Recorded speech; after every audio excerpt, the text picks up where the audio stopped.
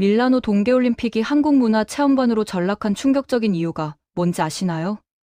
지금 밀라노 올림픽 현장이 완전 난리예요. 근데 그 난리가 좋은 의미의 난리가 아니라 진짜 말 그대로 난장판이거든요. 선수촌에 도둑이 들어서 선수들 지갑이 털리고 여권이 사라지는 건 기본이고 수천만 원짜리 경기 장비가 증발하는 미친 상황이 연일 벌어지고 있습니다. 이게 끝이 아니에요. 노로바이러스까지 유행하면서 선수들이 화장실과 침대를 왔다 갔다 하는 지옥 같은 나날을 보내고 있죠. 아직도 공사가 안 끝난 경기장이 있다는 건 뭐 말할 것도 없고요. 세계적인 동계 스포츠 축제라는 올림픽이 이 지경이라니 사람들이 이게 정말 올림픽 맞냐며 한숨만 푹푹 내쉬고 있는 실정입니다. 그런데 말이죠. 이렇게 바닥을 치는 분위기 속에서 딱 한 곳만은 예외적으로 열기가 뜨겁습니다. 바로 코리아 하우스예요. 밀라노 시내 한복판에 자리 잡은 이 공간이 지금 올림픽 전체를 살리고 있다는 말이 나올 정도거든요. 관광객들은 물론이고 각국 선수들까지 경기 끝나면 당연히 코리아 하우스 가야지라는 대화를 나눌 만큼 완전히 핫플레이스로 자리 잡았습니다. 오죽하면 이번 밀라노 동계올림픽의 별명이 뭔지 아세요? 올림픽이 아니라 코리아 체험 박람회래요. 진짜 웃기지 않나요? 솔직히 말해서 이번 밀라노 대회는 시작 전부터 역대급으로 관심 없는 올림픽이라는 뼈아픈 별명을 달고 출발했어요. 이탈리아가 저비용 고유를 외치면서 밀라노라는 도시 브랜드만 믿고 안일하게 준비한 게 완전히 티가 났거든요. 파리 올림픽이 개막식부터 폐막식까지 전 세계를 들썩이게 만들었던 것과는 정반대죠. 밀라노는 세계적인 패션과 디자인의 도시잖아요? 당연히 올림픽도 그 감성으로 채워질 거라 기대했는데 막상 뚜껑을 열어보니 시내에서조차 축제 분위기를 느끼기가 어려웠습니다. 거리마다 올림픽 깃발이 펄럭이고 사람들이 들떠야 정상인데 그냥 평소 밀라노 일상과 크게 다를 게 없는 거예요. 그런데 코리아 하우스만큼은 완전히 다른 세계입니다. 입구에 들어서는 순간부터 사람들이 와? 이게 뭐야 라는 반응을 보일 정도로 압도적인 비주얼과 콘텐츠로 무장하고 있거든요. 처음엔 밀라노 시민들도 아이돌 성화 봉송에만 반짝 관심을 가졌다가 시들해졌어요. K-팝 스타가 성화를 들고 달리니까 그때만 잠깐 와 하고 환호했지. 그 이후로는 다시 무관심 모드로 돌아간 거죠. 이탈리아 사람들 특성상 자기 나라 일 아니면 별로 신경 안 쓰잖아요. 그래서 올림픽 조직위원회도 이대로 가다간 정말 역대 최악의 대회로 기록될 것 같아서 초조해하기 시작했습니다. 바로 그때 국제빙상연맹 ISU가 분위기를 살리려고 꺼내든 카드가 있었어요. 그게 뭐냐? 바로 대한민국의 김연아 선수였습니다. 공식 SNS에 2번의 올림픽, 2개의 메달. 불멸의 전설이라는 문구와 함께 김연아의 발자취를 조명하는 포스팅을 올렸거든요. 그러자 어떻게 됐을 것 같아요?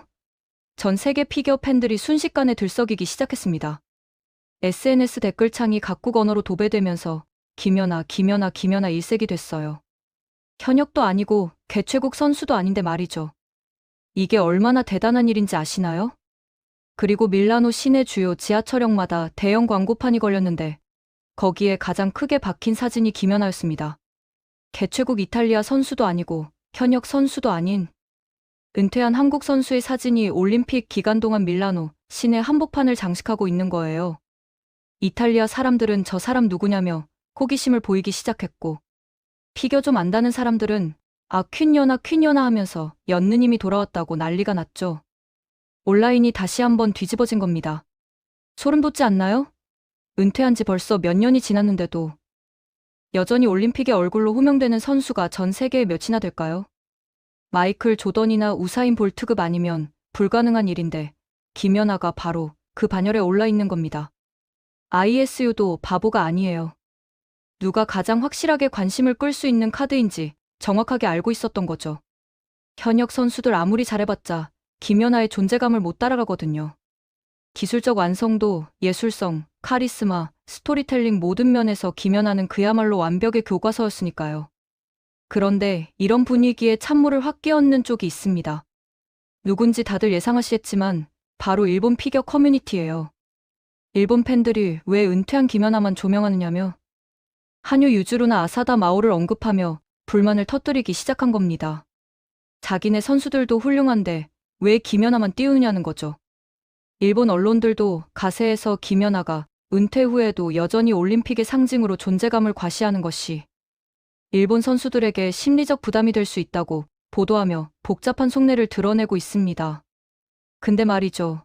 이게 얼마나 웃긴 논리인지 아세요? 김연아를 넘기 위해 일본이 천문학적인 돈을 쏟아부은 건 이미 다 아는 사실이잖아요. 아사다 마오를 밀어주기 위해 일본 빙상연맹이 얼마나 로비를 했는지, 김연아 경기 때마다 심판 점수 조작 의혹이 얼마나 불거졌는지 우리 다 기억하고 있거든요. 그런데 결과적으로 어떻게 됐나요?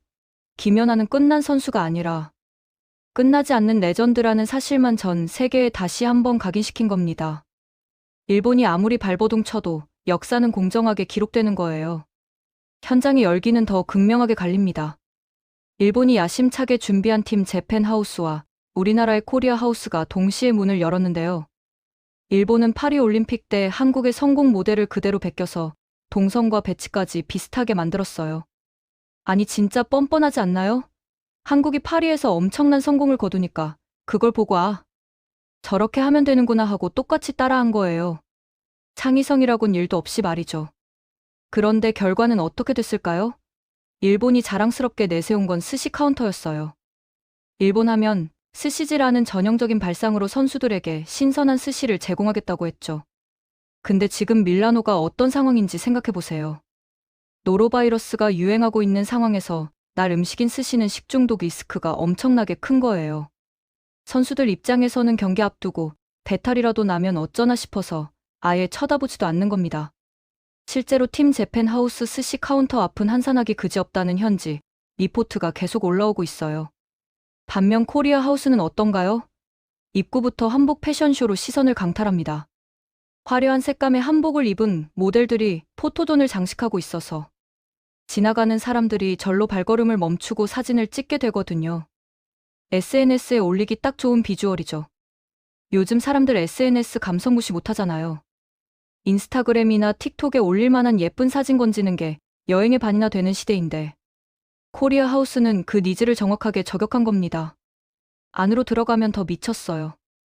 올리브영 제품들이 가득 진열돼 있는데 이게 현지인들한테 엄청난 반응을 얻고 있거든요.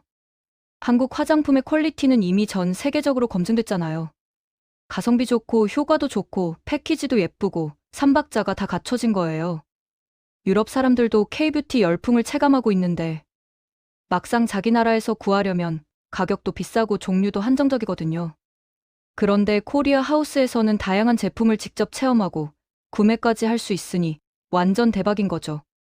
국립중앙박물관의 굿즈들도 전시돼 있어요. 한국의 전통 문화를 현대적으로 재해석한 디자인 상품들이 밀라노, 사람들의 감탄을 자아내고 있습니다. 밀라노가 패션과 디자인의 도시잖아요. 그런 곳에서 인정받는다는 게 얼마나 대단한 일인지 아시나요? 디자인 감각이 뛰어난 사람들이 봐도 와, 이거 진짜 멋있다고 할 정도면 그건 진짜 수준급이라는 거예요. 캐나다 쇼트트랙 선수들은 코리아 하우스에서 2시간이나 머물렀대요. 한국 길거리 음식을 먹고 케이팝을 즐기면서 밀라노에서 찾은 가장 편안한 공간이라고 극찬했습니다. 선수들이 경기 부담에서 벗어나 진짜로 쉴 수 있는 공간이 돼준 거예요. 올림픽 기간 동안 선수들의 스트레스가 얼마나 심한지 아시잖아요. 4년을 준비한 무대에서 실수 한 번이면 모든 게 물거품이 되는 상황인데 그런 긴장감 속에서 잠깐이라도 숨통을 틔울 수 있는 공간이 필요한 거죠. 코리아 하우스가 바로 그런 역할을 톡톡히 해내고 있는 겁니다. 프랑스 피겨 선수들도 한복을 입어보며 경기 부담을 잊을 수 있었다고 좋아했어요. 한복 체험이라는 게 단순히 옷을 입어보는 게 아니라 한국 문화를 온몸으로 느끼는 과정이거든요. 한복의 우아한 선, 색의 조화, 입었을 때의 기분까지 모든 게 새로운 경험이 되는 거죠. 유럽 선수들이 한복 입고 찍은 사진을 자기 SNS에 올리면서 한국 문화, 정말 아름답다고 감탄하는 모습을 보면 진짜 뿌듯해요. 특히 한강 편의점 컨셉의 부스에서 파는 만두, 치킨, 떡볶이는 매일 품절 사태를 빚고 있습니다. 이거 진짜 미쳤어요.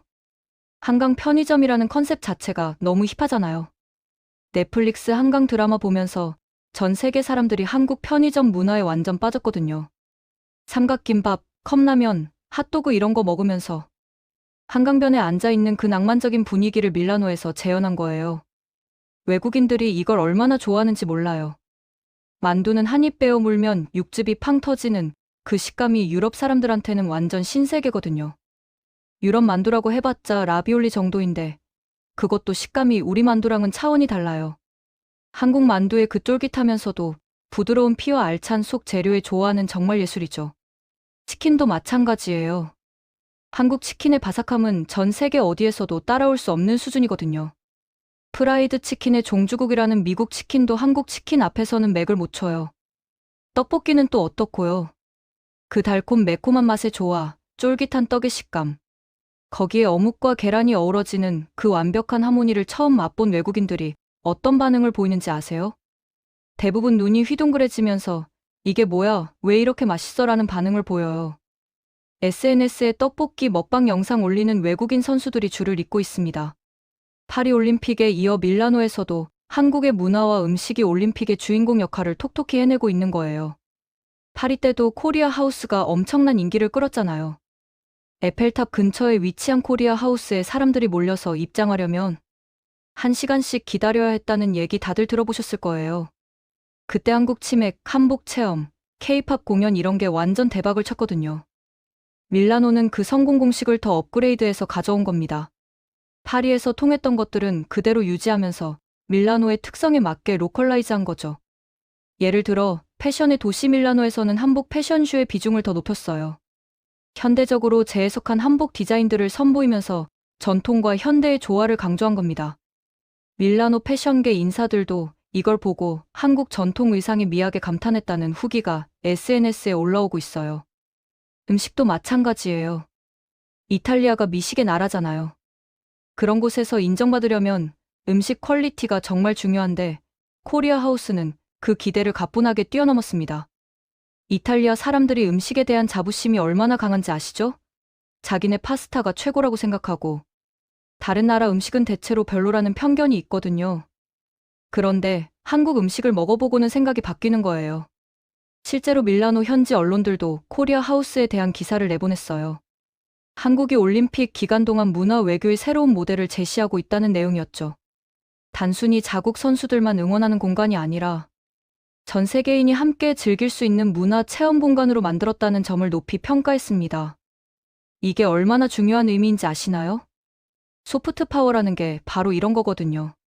군사력이나 경제력 같은 하드파워가 아니라 문화적 매력으로 다른 나라 사람들의 마음을 사로잡는 힘 말이죠.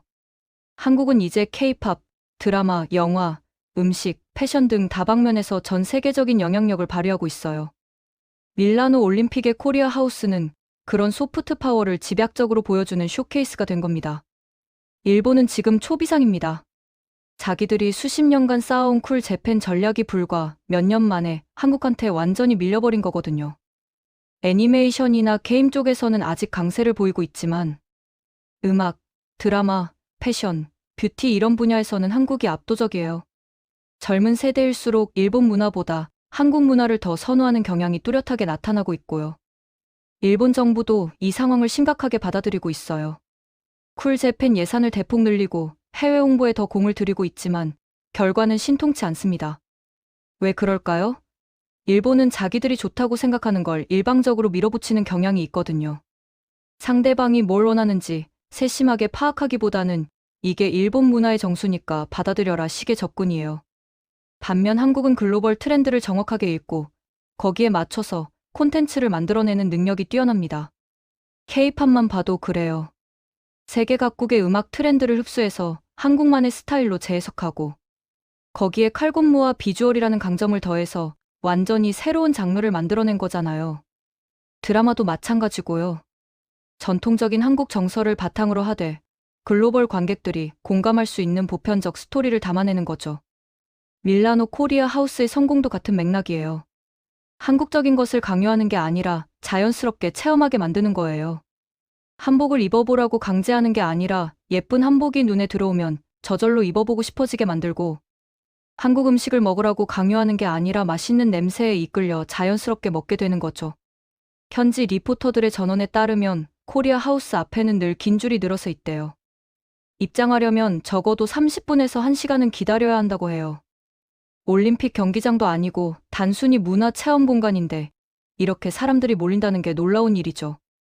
반면 팀 재팬 하우스는 한산하기 그지없다는 게 현지 분위기래요. 같은 시간, 같은 장소에서 이렇게 극명하게 갈리는 게 진짜 충격적이지 않나요? 특히 젊은 세대들 사이에서 한국 문화에 대한 열광이 대단해요. 10대, 20대들이 케이팝 스타들처럼 화장하고 옷 입고 춤추고 싶어 하거든요. 코리아 하우스에서 케이팝 댄스 체험 프로그램을 운영하는데 이게 완전 인기 폭발이래요. 전문 댄서가 나와서 기본 동작을 가르쳐 주면 참가자들이 따라하면서 완전 신나하는 거예요. 다 같이 BTS나 블랙핑크 노래에 맞춰 춤추면서 하나가 되는 그 순간의 에너지가 장난 아니라고 해요. 이게 단순히 재미로 끝나는 게 아니에요. 이렇게 한번 체험한 사람들이 자기 나라로 돌아가서도 한국 문화에 계속 관심을 갖게 되거든요. K-팝 음악을 찾아 듣고 한국 드라마를 정주행하고 한국 음식점을 찾아가고 한국어 공부까지 시작하는 거죠. 이게 바로 문화의 파급 효과예요. 한번 마음을 사로잡으면 그 영향력이 계속해서 확장되는 겁니다. 실제로 유럽 각국에서 한국어 학습자가 폭발적으로 늘어나고 있어요. 프랑스, 독일, 이탈리아, 스페인 할 것 없이 대학마다 한국어학과 지원자가 넘쳐나고 있고, 정규 과정이 없는 곳에서는 평생교육원이나 사설학원에서 한국어 강좌를 개설하고 있습니다. 10년 전만 해도 상상도 못할 일이었죠. 그때는 일본어나 중국어 배우는 사람들은 많아도 한국어는 정말 소수 마니아들만 배우는 언어였거든요. 한국 화장품 시장도 유럽에서 급성장하고 있어요. 세포라 같은 대형 화장품 매장에 가면 한국 브랜드 코너가 따로 있을 정도예요. 이니스프리, 에뛰드하우스, 토니모리, 더 페이스샵 같은 브랜드들이 유럽 젊은이들 사이에서 완전 핫해요. 가격 대비 품질이 좋고 패키징도 귀엽고 효과도 확실하니까 한번 쓰면 계속 찾게 되는 거죠. 한국 음식점도 마찬가지예요. 파리, 런던, 베를린, 로마 할 것 없이 주요 도시마다 한식당이 우후죽순 생겨나고 있어요. 그것도 교민들 대상으로 하는 식당이 아니라 현지인들을 타깃으로 하는 트렌디한 식당들이 많이 생기고 있다는 게 특징이에요. 인테리어도 세련되게 하고 메뉴도 현지인 입맛에 맞게 조정해서 완전 성공하고 있거든요. 밀라노 코리아 하우스는 이런 한류 열풍의 축소판이자 증폭기 역할을 하고 있는 겁니다. 올림픽이라는 세계적인 무대에서 한국 문화를 집약적으로 보여줌으로써 더 많은 사람들이 한국에 관심을 갖게 만드는 거죠. 그리고 이 효과는 올림픽이 끝난 후에도 계속될 거예요. 일본이 정말 억울할 것 같아요. 자기들은 수십 년간 애니메이션, 만화, 게임으로 전 세계 젊은이들의 마음을 사로잡았는데 불과 10년 만에 한국한테 완전히 역전당한 거잖아요. 물론 일본도 여전히 강력한 문화 콘텐츠를 갖고 있어요. 스튜디오 지브리 애니메이션이나 포켓몬, 마리오 같은 캐릭터의 파워는 여전히 대단하죠. 하지만 전반적인 트렌드는 확실히 한국 쪽으로 기울어 있어요. 특히 실사 콘텐츠 쪽에서는 한국이 압도적이에요. 드라마, 영화, 예능, 음악 이런 분야에서는 일본이 한국을 따라올 수가 없거든요. 일본 드라마나 영화는 자궁대에서는 인기 있지만 글로벌하게는 영향력이 제한적이에요. 반면 한국 드라마는 넷플릭스 타고 전 세계로 뻗어나가면서 각국에서 동시다발적으로 신드롬을 일으키고 있잖아요. 오징어 게임, 지옥, 더글로리, 이상한 변호사, 우영우, 재벌집 막내 아들 등등 한국 드라마들이 넷플릭스 글로벌 순위에서 상위권을 휩쓸고 있어요.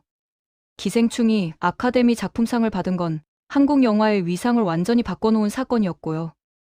미나리도 좋은 성적을 거뒀죠. 이제 한국 영화, 한국 드라마라고 하면 전 세계 사람들이 퀄리티를 신뢰하는 시대가 온 겁니다. 음악은 말할 것도 없고요. BTS가 빌보드 1위를 차지하고 그래미 후보에 오르고 UN 총회에서 연설하는 걸 보면서 전 세계가 충격받았잖아요. 블랙핑크는 코첼라 메인 무대에 서고 전 세계 투어를 매진시키고 있고요. 뉴진스, 에스파, 아이브, 르세라핌 같은 신인 그룹들도 데뷔하자마자 글로벌 차트를 석권하고 있어요. 이런 상황에서 일본이 느끼는 박탈감이 얼마나 클지 상상이 가시나요? 자기들이 아시아 문화의 대표 주자라고 자부해왔는데 어느새 한국한테 그 자리를 완전히 내준 거잖아요. 그것도 단순히 내준 게 아니라 압도적으로 밀려버린 거예요. 일본 입장에서는 정말 받아들이기 힘든 현실이겠죠. 그래서 일본이 요즘 한국 때리기에 혈안이 돼 있어요. 방사능 오염수 문제로 한국을 압박하고 독도 문제를 계속 제기하고 위안부 합의를 뒤집으려 하고 수출 규제를 걸고 별짓을 다 하고 있잖아요. 이게 다 문화적으로 밀리는 열등감의 발로라고 봐야 해요. 정치적, 경제적으로는 여전히 자기들이 우위에 있다고 착각하면서 한국을 누르려고 하는 건데 현실은 완전히 다르거든요. 한국 경제도 이미 선진국 대열에 올라섰어요. 1인당 GDP도 일본을 넘어섰고 기술력도 많은 분야에서 일본을 앞서고 있죠. 반도체, 디스플레이, 배터리, 조선 이런 핵심 산업에서 한국 기업들이 세계 1위를 달리고 있어요. 삼성전자 하나만으로도 일본의 모든 전자, 기업을 합친 것보다 시가총액이 크거든요.